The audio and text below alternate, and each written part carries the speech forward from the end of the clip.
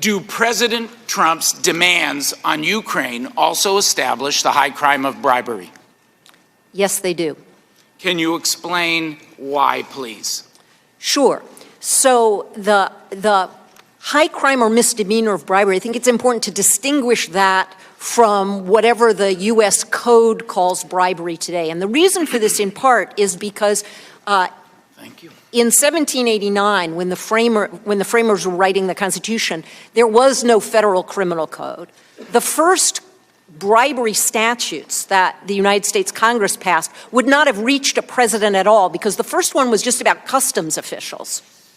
And the second one was only about judges. So it wasn't until, 60 years or so after the Constitution was ratified that we had any federal crime of bribery at all. So when they say explicitly in the Constitution that the president can be impeached and removed from office for bribery, they weren't referring to a statute. And I will say, I'm not an expert on substantive federal criminal law.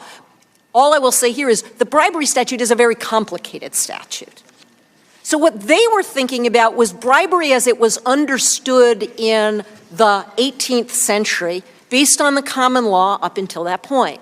And that understanding was an understanding that someone, and generally even then it was mostly talking about a judge. It wasn't talking about a president, because there was no president before that. It wasn't talking about the king, because the king could do no wrong. But what they were understanding then was the idea that when you took private benefits, or when you asked for private benefits, in return for an official act, or somebody gave them to you to influence an official act, that was bribery.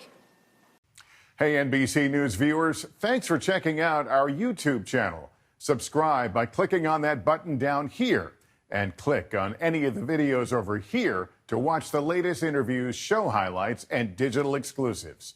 Thanks for watching.